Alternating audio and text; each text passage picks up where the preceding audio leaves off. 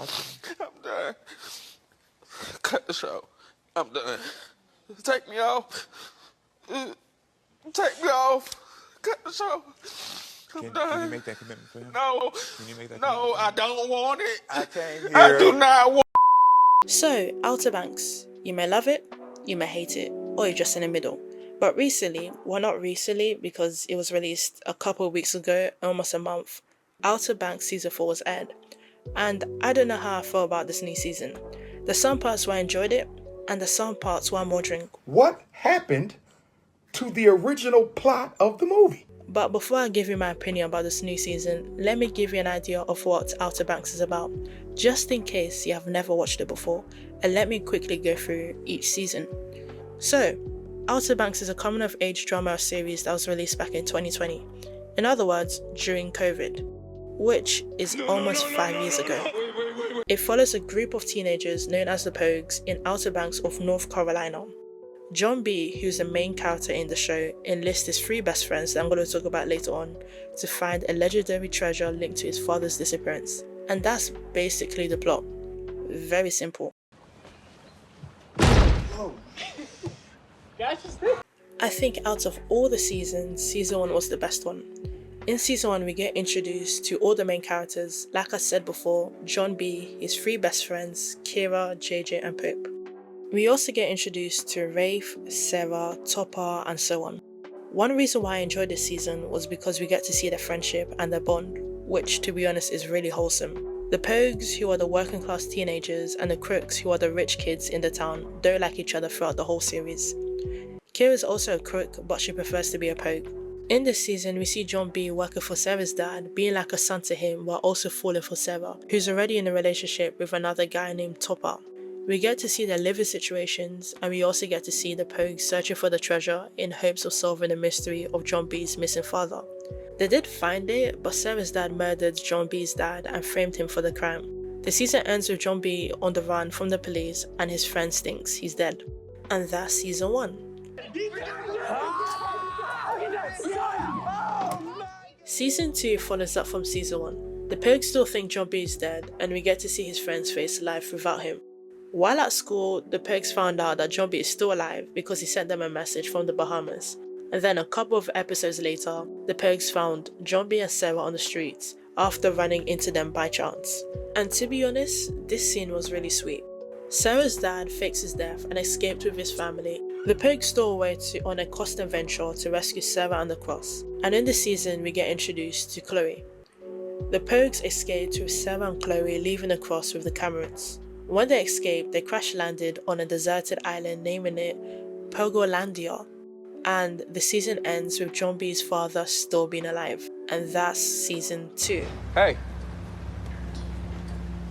Season 3. I can't lie, I forgot what happened in season 3. I had to do research on this. But season 3 picks up from season 2. The Pogues, including Sarah and Chloe, are still stuck on a deserted island. And I was excited to watch this season because I thought they're gonna be stuck on the island for months and we're going to see how they're gonna survive. But next thing you know, they're being rescued. John B and his father reunite and we see them bond. But at the same time, we also see John B's dad using him. Kira was sent to an all-girls school and I think JJ saved her. In the season, we get to see Kira being captured and Rafe was helping her. I was kind of shipping those two even though they were never going to be together. The Pogues found the treasure and John B's dad unfortunately dies.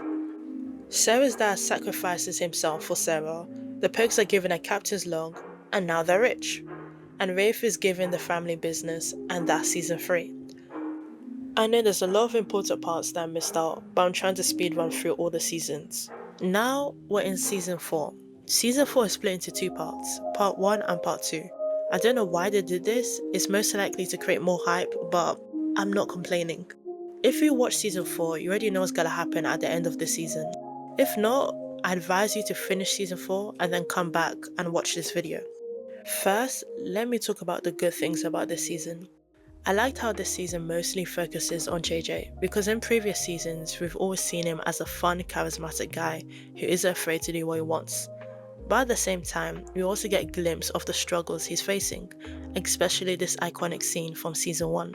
I also liked how the first half of season 4 ended because it revealed that JJ's dad isn't actually his real father. Instead, he's someone who worked for JJ's parents, and JJ's actual father is this guy up here, and I found this part of the story really interesting. I also like the bond between different characters like Sarah and JB, Chloe and Pope, and Rafe and Sarah. I also really enjoyed Rafe's scenes because you can see his character development. Comparing his character from season 1 to 4, you can see a big change. And I think that's it. So let's talk about the bad things about this season. Even though I've spoken highly of JJ this season, I sometimes found him annoying in the first half of season 4. Why, you may ask? Well, because in the first episode of season 4, the Pogues attend an auction where JJ's property is being sold.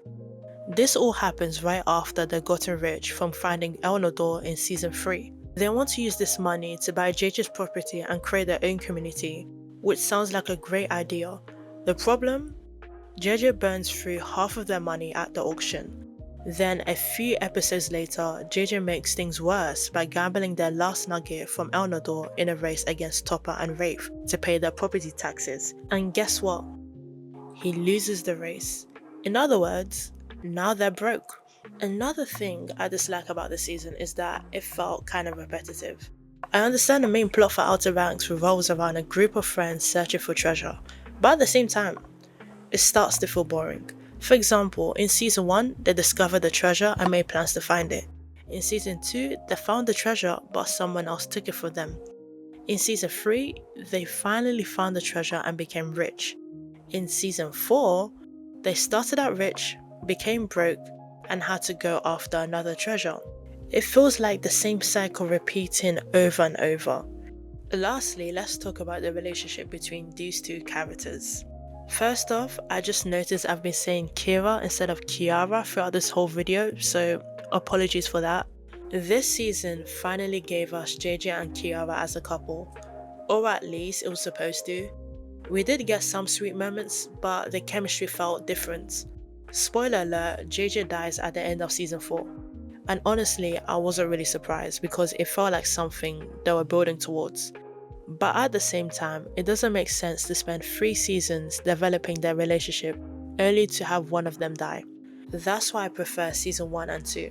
But overall, season 4 wasn't that bad. I enjoyed some parts of it, but I'm not sure how I really feel about it. And those are my opinions on season 4.